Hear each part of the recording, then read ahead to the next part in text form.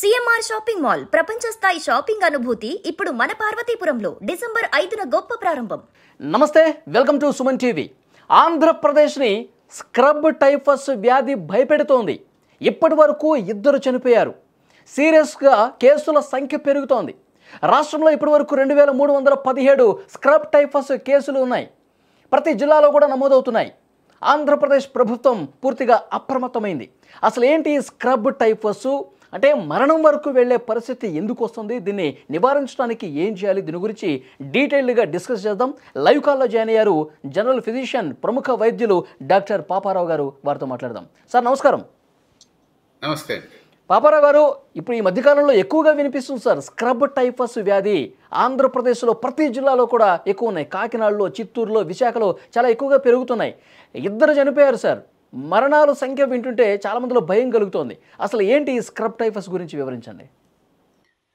Scrub typhus అనేది typhus fevers అనే ఒక గ్రూప్ ఆఫ్ ఫీవర్స్ చెందింది. ఇందులో ముఖ్యంగా ఇది బ్యాక్టీరియా వల్ల వస్తుంది. ఏ బ్యాక్టీరియా అంటే ఓరియంటాలిస్ చుచ్చుగాముషి అనే బ్యాక్టీరియా వల్ల ఈ స్క్రబ్ టైఫస్ అనేది వస్తుంది. ఇది ఒక చెర్రీ బగ్ అనే ఒక బగ్ యొక్క లార్వా, దాన్నే చిగ్గర్స్ అంటాము. ఈ లార్వా కుట్టడం ద్వారా, అది ఇన్ఫెక్ట్ అయిన లార్వా కుట్టడం ద్వారా మనకి శరీరంలో ప్రవేశిస్తుంది. కుట్టిన దగ్గర కొంచెం దురద వచ్చి మనం గోకే అవకాశం ఉన్నప్పుడు ఇంకా స్పీడ్గా ఇది శరీరంలో ప్రవేశించే అవకాశం ఉంది. కుట్టిన తరువాత 10 నుంచి 12 రోజుల్లో ఇది వ్యాధి కలుగజేస్తుంది. సిమ్టమ్స్ మొదలవుతాయి. అంటే పురుగులాగానే ఉంటుందా సార్ అది? అంటే మన పురుగులాగానే ఉంటుంది, కానీ కంటికి కనిపించిన చాలా చిన్న పురుగు ఉంటుంది అన్నమాట. సాధారణంగా ఈ పురుగు గడ్డిలోను, ఎక్కడైతే ఎక్కువ కలుపు మొక్కలు అవి ఎక్కువ ఉంటాయో, వెజిటేషన్ ఎక్కువ ఉంటుందో, అడవుల్లోనూ గడ్డిలోను ఇలాంటి చోట్ల, ముఖ్యంగా ఈ సీజన్లో ఇది చాలా ఎక్కువ ఉంది కాబట్టి, వర్షాలు అయి పడి తగ్గింది కాబట్టి, ఇది బ్లాజమింగ్ సీజన్ కాబట్టి ఈ సీజన్లో ఈ పర్టికులర్ మైట్స్ యొక్క లార్వాస్ చాలా ఎక్కువగా విరివిగా ఇది సంక్రమించే అవకాశం ఉంటుంది. సో ఇది పుట్టిన 10 నుంచి 12 రోజుల వరకు ఈ సిమ్టమ్స్ స్టార్ట్ అయ్యే అవకాశం ఉంటుంది. సార్, ఇప్పుడు దీన్ని స్క్రబ్ టైఫస్ అని ఎట్లా గుర్తించాలి? అంటే ఇది కుట్టిన తర్వాత లక్షణాలు ఏ విధంగా ఉంటాయి, అతను ఏ విధంగా అనారోగ్యానికి గురవుతాడు? ఓకే, సో సిమ్టమ్స్ ఫీవర్ లాగానే ఉంటుంది. జ్వరము, ఒళ్ళు నొప్పులు, విపరీతమైన హెడేక్, అలాగే దగ్గు, కొద్ది మందిలో వామిటింగ్స్, లూజ్ మోషన్స్ ఇలా కూడా వచ్చే అవకాశం ఉంటుంది. సో ఇది కుట్టిన శరీరంలో ఎక్కడైతే కుడుతుందో, యూజువల్గా మనం గడ్డిలో నడిచేది కాళ్ళతో కాబట్టి కాళ్ళకి కుట్టిన దగ్గర చిన్న నల్లటి మచ్చ లాంటిది ఏర్పడే అవకాశం ఉంటుంది. దీన్ని ఎస్కార్ అంటాం. ఇది కుట్టిన తర్వాత కొద్ది రోజులకి ఇది ఫామ్ అయ్యే అవకాశం ఉంది. ఆ తర్వాత కొందరికి విపరీతమైన ఒళ్ళంతా దద్దుర్లు వచ్చే అవకాశం కూడా ఉంది. కుట్టిన చోట కూడా దద్దుర్లు వచ్చే అవకాశం ఉంది. అయితే శరీరం నల్లగా ఉన్నప్పుడు ఇదంతా పెద్దగా గుర్తించే అవకాశాలు తక్కువ ఉంటాయి. కాబట్టి దీన్ని మనం మొట్టమొదటిది ఏంటంటే మనకి సస్పిషన్ ఉండాలి, అంటే అనుమానాస్పదంగా ఉండాలి. ఏదైనా ఫీవర్ ఇలాంటి లక్షణాలతో వస్తే ఇది స్క్రబ్ టైఫస్ అయ్యే అవకాశం ఉందా అనే అనుమానం వైద్యులకు కానీ, అలాగే పేషెంట్స్ కూడా నెగ్లెక్ట్ చేయకుండా ఈ స్క్రబ్ టైఫస్ అయ్యే అవకాశం ఉంది అని దృష్టిలో పెట్టుకుని, ఎందుకంటే ఇప్పుడు ఎండమిక్గా చాలా ఎక్కువగా ఉంది కాబట్టి ఇది దృష్టిలో పెట్టుకుని వైద్యం దగ్గరికి వెళ్ళి దానికి తగిన టెస్టులు చేయించుకోవాలి. సాధారణంగా జ్వరం వచ్చినా, ఒళ్ళు నొప్పులు వచ్చినా, ఏమన్నా వచ్చినా అంటే తగ్గకపోతే ఎన్ని రోజుల పాటు ఇది కంటిన్యూగా ఉంటే స్క్రబ్ టైఫస్ అని చెప్పి అనుమానించాలి? 3 to 4 డేస్లో, 4 to 5 డేస్లో సాధారణంగా 3 to 4 డేస్లో 80% ఆఫ్ వైరల్ ఫీవర్ సబ్సైడ్ అవుతాయి. 5 డేస్లో దాదాపు 95% ఆఫ్ వైరల్ ఫీవర్స్ అన్ని ఫీవర్ సబ్సైడ్ అయిపోతుంది. డెంగ్యూ ఫీవర్తో సహా 5th డే కల్లా ఫీవర్ సబ్సైడ్ అయిపోతాయి. సో 5th డే తర్వాత కూడా ఫీవర్ కంటిన్యూ అయితే, సుస్థి ఇంకా నీరసించిపోతుంటే పేషెంట్, లేదా వామిటింగ్స్ కానీ, జాండీస్ కానీ ఇలాంటివి ఏమన్నా కనిపించినప్పుడు విధిగా టెస్టులు చేయించుకోవాలి. ఈ టెస్టుల్లో ముఖ్యంగా ముందు సాధారణ రొటీన్ టెస్టులు అంటాం. అంటే రొటీన్ కంప్లీట్ బ్లడ్ కౌంట్స్, ఇందులో తెల్ల రక్త కణాలు తగ్గే అవకాశం ఉంది, ప్లేట్లెట్స్ తగ్గే అవకాశం ఉంది ఇలాంటి. కానీ స్పెసిఫిక్గా దీనివల్లే ఇది స్క్రబ్ టైఫస్ అని చెప్పలేము. స్క్రబ్ టైఫస్ అని చెప్పడానికి మొదట 3 to 5 డేస్లో పీసీఆర్ టెస్ట్ అని ఉంటుంది, స్పెసిఫిక్ పీసీఆర్ టెస్ట్. ఇది చాలా చోట్ల అందుబాటులో లేదు. 5 రోజుల తర్వాత యాంటీబాడీ టెస్ట్ చేయొచ్చు. దీన్ని ఎలైజా టెస్ట్ అంటాం, లేదా indirect fluorescent antibody, immunofluorescent antibody, indirect immunofluorescent antibody. ఈ టెస్ట్ చాలా స్పెసిఫిక్ టెస్ట్, చాలా సెన్సిటివ్ టెస్ట్. ఖచ్చితంగా ఇది డిసీజ్ని తేలుస్తుంది, లేదా డిసీజ్ లేదని కూడా 5 డేస్ తర్వాత 6 డేస్ తర్వాత ఈ టెస్ట్ నెగిటివ్ వచ్చిందంటే డిసీజ్ లేదని కూడా మనం నిర్ధారించుకోవచ్చు. సో నెగిటివ్ ప్రిడిక్టబిలిటీ ఆల్సో ఎక్కువ. తర్వాత మనకి రొటీన్గా దొరికే వీల్ ఫిలిక్స్ టెస్ట్ అని ఒకటి ఉంటుంది. ఇది అంత రిలయబుల్ టెస్ట్ కాదు, కైనా స్క్రీనింగ్ కోసం మనం చేసుకోవచ్చు. వీల్ ఫిలిక్స్లో మనకు ఈజీగా అందుబాటులో ఉంది కాబట్టి అది రైజింగ్ టైటర్ ఉంటాయి. ఒకసారి 1:40 వచ్చింది, తర్వాత 1:80, తర్వాత 160 కానీ 600 అలా పెరుగుతూ వెళ్తూ ఉంటే ఇది టైఫస్గా మనం నిర్ధారించుకోవచ్చు. టైఫస్ సో నిర్ధారించిన తర్వాత మీరు చెప్తున్నారు సకాలంలో చికిత్స తీసుకుంటే 1 వీక్లో అంతా క్లియర్ అయిపోతుందని చెప్పేసి అంటూ ఉన్నారు. కానీ మరణం వరకు ఎందుకు వస్తుంది సార్? ఇద్దరు చనిపోయారంటేనే చాలా మందిలో ఒక భయం అనేది కనిపిస్తూ ఉంది. ఈ మరణం వరకు వెళ్ళే పరిస్థితి ఎందుకు వస్తుందంటారు? మనం ముందు వ్యాధి నిర్ధారణ జరిగిన తర్వాత దానికి చికిత్స చేయడం చాలా తేలికే. మనం అనుకున్నట్లు యాంటీబయాటిక్స్, డాక్సిసైక్లిన్, ఎజిథ్రోమైసిన్, మ్యాక్రోలైడ్స్ లాంటి మందులతో చాలా తేలిగ్గా చికిత్స చేయొచ్చు. మరణాలు ఎందుకు వస్తాయంటే రోగి కారణం ఉండొచ్చు. ముఖ్యంగా రోగి ఇలాంటి ఫీవర్స్తో వచ్చినప్పుడు మామూలు జ్వరమేగా మనకి చాలా అలవాటు, ఒక 4-5 రోజులు చూద్దాంలే, ఏదో లేతే లంకనం చేద్దాం, లేతే నాటు వైద్యం చేస్తున్నాం, లేతే మెడికల్ షాప్లోకి వెళ్ళి 2-3 మందులు తీసుకుని వాళ్ళే వేసుకోవటం జరుగుతుంది.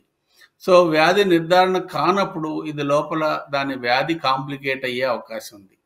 సాధారణంగా ఈ స్క్రబ్ టైఫస్ అనేది శరీరంలో న్యూమోనియా కలుగజేయచ్చు, బ్రెయిన్కి వెళ్ళి మెనింజైటిస్, ఎన్సెఫలైటిస్ అనేది కలుగజేయచ్చు, హార్ట్లో మయోకార్డైటిస్ అనేది కలుగజేయచ్చు, లేదా మల్టీ ఆర్గాన్ డ్యామేజ్ అంట, multiple organs, liver, kidneys damage చేయొచ్చు. ఇలాగా డ్యామేజ్ అయినప్పుడు అది అప్పటికి కూడా ట్రీట్ చేయకపోతే ఇది ఇంకా తీవ్రతరం అయ్యే అవకాశం ఉంటుంది. ఇది చాలా సీరియస్ నిర్లక్ష్యం డిసీజ్, చేస్తే ప్రాణాంతకం అయ్యే మొత్తం అవకాశం. డ్యామేజ్ చేస్తుందంటారు. నిర్లక్ష్యం చేస్తే డ్యామేజ్ అయ్యే అవకాశాలు ఎక్కువ ఉంటాయి. 100% డ్యామేజ్ చేస్తుందని కాదు, ఎందుకనంటే చాలా చోట్ల నెగ్లిజెన్స్ కూడా జరిగినా ప్రాణాంతకం స్టేజ్కి వెళ్ళవు. కానీ ఎవరైతే వల్నరబుల్ పీపుల్ ఉన్నారో, వల్నరబుల్ పీపుల్ ఎవరంటే 5 సంవత్సరాల లోపు వాళ్ళు, 65 సంవత్సరాలు పైబడిన వాళ్ళు, అలాగే మల్టిపుల్ ఇమ్యూన్ డెఫిషియన్సీ, డయాబెటీస్ కానీ, అన్కంట్రోల్ డయాబెటీస్ ముఖ్యంగా, అలాగే హెచ్ఐవి కానీ, లేదా కిడ్నీ డిసీజ్, హార్ట్ డిసీజ్ ఇలా ఉండి కిడ్నీ ట్రాన్స్ప్లాంట్ అయినా ఇమ్యునో సప్రెషన్కి మందులు తీసుకుంటారు, లేదా కొన్ని డిసీజెస్ రొమటలాజికల్ డిసీజెస్ అంటాం, లేదా ఈ డిసీజెస్లో ఇమ్యునో సప్రెసెంట్స్ ఇవ్వాల్సి, ఎందుకంటే ఇవి ఆటో ఇమ్యూన్ డిసీజెస్. ఈ ఆటో ఇమ్యూన్ డిసీజెస్ని ఇమ్యూనిటీ సప్రెస్ చేయడానికి మనం మందులు ఇవ్వాల్సి ఉంటుంది. ఇలాంటప్పుడు ఆ వ్యక్తిలో రోగ నిరోధక శక్తి తగ్గి తీవ్రమైన డిసీజ్ కలుగజేసే అవకాశాలు పెరుగుతాయి.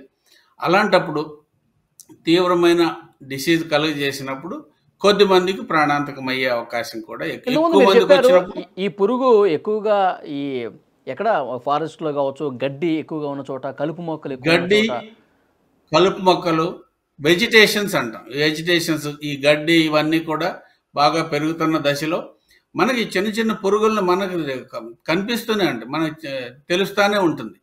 కానీ అంతగా పట్టించుకోం, గడ్డిలో తిరుగుతాం.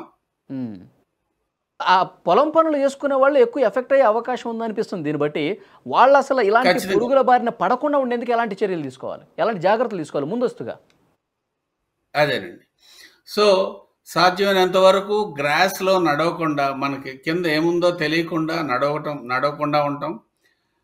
లేదా కొంతమంది హాలిడేస్కి వెళ్తారు, గడ్డి మీద పడుకుంటారు, తెలియని గడ్డి మీద కూడా పడుకుంటారు, వాళ్ళకు కూడా ఇది సోకే అవకాశం ఉంది.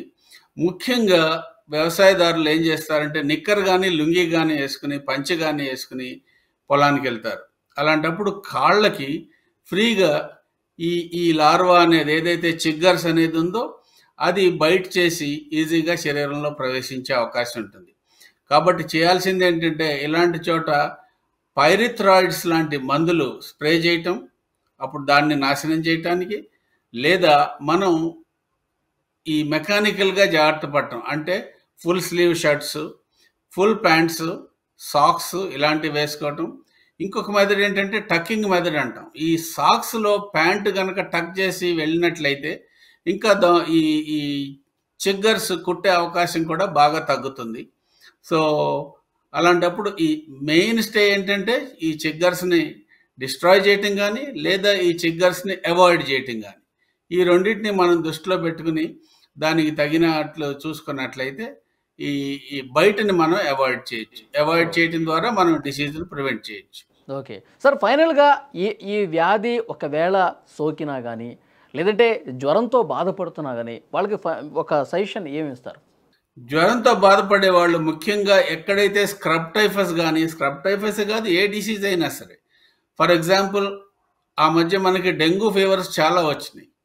సో రెండో రోజో మూడో రోజో డెంగ్యూ ఫీవర్ వచ్చినప్పుడు ఇమీడియట్గా ఏ ప్రాంతంలో ఎక్కువ ఉంటుందో అది డెంగ్యూ ఫీవర్ ఏమో అని అనుమానించాలి. అలాగే స్క్రబ్ టైఫస్ ఎక్కువగా ఉన్నప్పుడు అక్కడ ఏ ఫీవర్ వచ్చినా సరే స్క్రబ్ టైఫస్ అయ్యే అవకాశం ఉందా అనేది మనసులో పెట్టుకోవాలి. ఎవరు పేషెంట్స్ పెట్టుకోవాలి, రిలేటివ్స్ పెట్టుకోవాలి, అలాగే వైద్యులు కూడా ఇది మనసులో పెట్టుకుని దానికి అనుగుణంగా దానికి టెస్టులు చేయటం, చికిత్స మొదలు పెట్టడం. ఎందుకనంటే సాధ్యమైనంత త్వరగా చికిత్స మొదలు పెట్టినట్లయితే ఇది చాలా వరకు ప్రాణాపాయ స్థితికి వెళ్లకుండా ఆపే అవకాశం ఉంటుంది, ప్రాణాలు కాపాడే అవకాశం ఉంటుంది. అలాగే మందులు కూడా చాలా తేలిగ్గా చౌకగా కూడా దొరికే మందులే, అంత కాస్ట్లీ మందులు ఎక్కడ దొరకని మందులు కూడా కాదు. సో అలాంటప్పుడు చికిత్స చేయటం అనేది చాలా ఈజీ. దీన్ని గుర్తించడం అనేది అన్నిటికంటే ముఖ్యం. గుర్తించడానికి ఫస్ట్ థింగ్ ఏంటంటే మనకి సస్పిషన్ ఉండాలి, అనుమానం, ఇది స్క్రబ్ టైఫసా కాదా అనే అనుమానం ఉండాలి. అనుమానంతో సరైన టైంలో వైద్యుని సంప్రదించి టెస్టులు చేయించుకున్నట్లయితే ఇది ఈజీగా బయటపడే అవకాశం ఉంటుంది. దాన్ని వైద్యం కూడా చేసే అవకాశం కూడా చాలా ఎక్కువ ఉంటుంది. కాబట్టి అప్రమత్తత అనేది పేషెంట్కి కానీ వైద్యులకు కానీ ఈ విషయంలో అప్రమత్తంగా ఉండాల్సిన అవసరం ఉంది. చాలా మంచి ఇన్ఫర్మేషన్ ఇచ్చారు. Thank you very much Paparao గారు. Thank you.